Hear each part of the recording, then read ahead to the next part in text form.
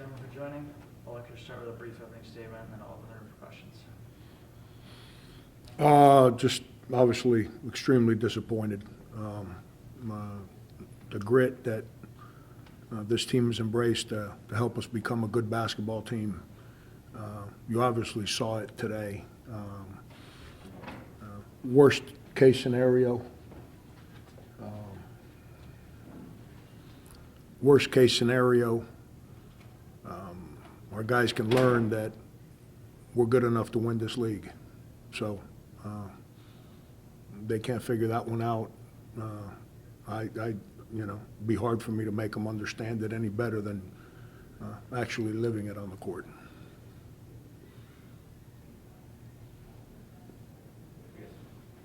Starting at that 45-second mark, you guys were up 5 with the ball. Daniel passing it in the air, then getting to the basket and free on the other end. What do you think changed from that first 30 minutes and changed to those final 45 seconds that led to that lead getting caught up? Turnover, missed free throws.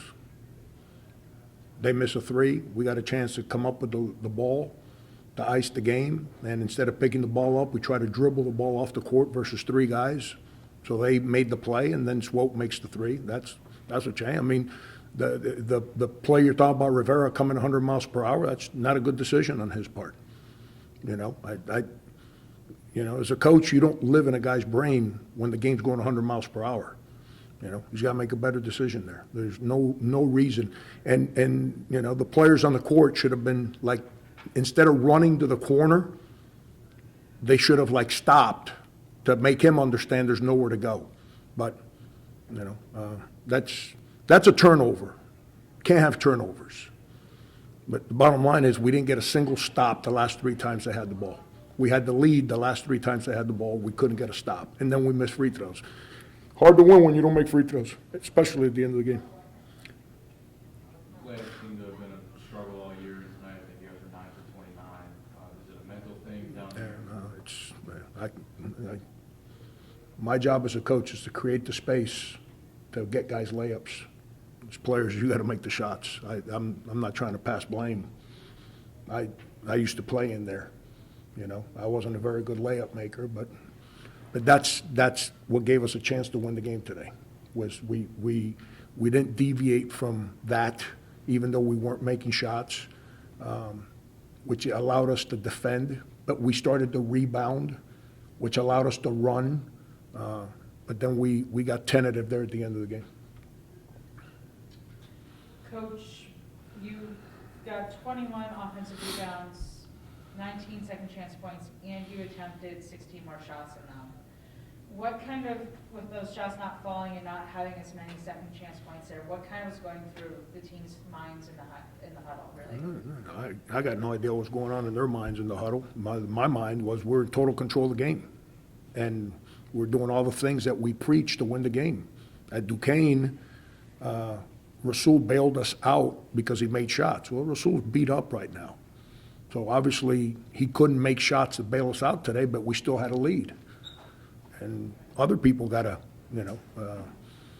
just not very good the last 40 seconds of the game. Obviously, that's it's. I probably should have called timeout when Rivera was coming down the court on that play, and I didn't. But that's decisions that as coaches we make, and I struggle. When I see a player being aggressive, I struggle calling timeout. But we're in total control of the game. I never once in my mind on the sideline that I envision us not winning the game the way we were playing and the way we were controlling the game. Like you mentioned, Rasul not having the best night with 5 points. There were guys like Curry, Daniel, Jaden that stepped up, didn't lead in the win. What's that next step for them as players, physically, mentally? It's what I said earlier. I mean, we've created a personality of how we have to play to win games. Now, we didn't win today, so not in a very good mood. But we just played one of the so-called better teams in the league. And we played through our personality with our best player, not physically being able to have any pop to create separation because they wouldn't leave him, so we had to create separation for him. And when he got separation, he couldn't, I mean, he shot 4 air balls. The guy's been hitting nothing but net for the last 2 weeks. But we were right there to win the game. We did everything right until the last 35 seconds of the game. But at the bottom line, if you can't make free throws, you're not winning close games. You're not beating. We lost 4 or 5 games earlier this year because we wouldn't make free throws. And, it's hard to win. Like, and I'm not trying to pass blame here. Again, I try to be honest. We're in a day and age where the sensitivity about speaking about college athletes shouldn't be as sensitive as it was 5 years ago. Jalen Curry, his courage today gave us a chance. He defended, played pretty good on offense. He ran the team. He was engaged.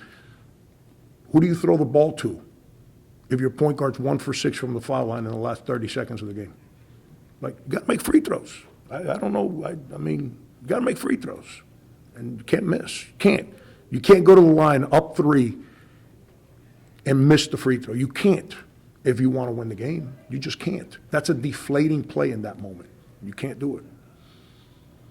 Final question for Coach?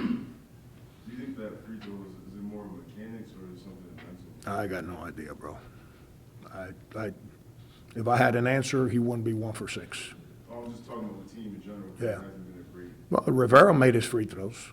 I mean, that's the other reason I didn't call timeout, because the guys made his free throws, and I thought they were going to come foul him. So why would I call timeout when he's making his free throws? But those are the decisions I make on the sideline. Why we're 1 for 6 from the foul line at the point at Jay Curry? I got no idea. I mean, I wish it's not a new episode. It's happened all year. I mean, he's probably shooting in the 50% range for the year. I got no idea what's going on in his noggin right now as to why his free throws won't go in. Is there a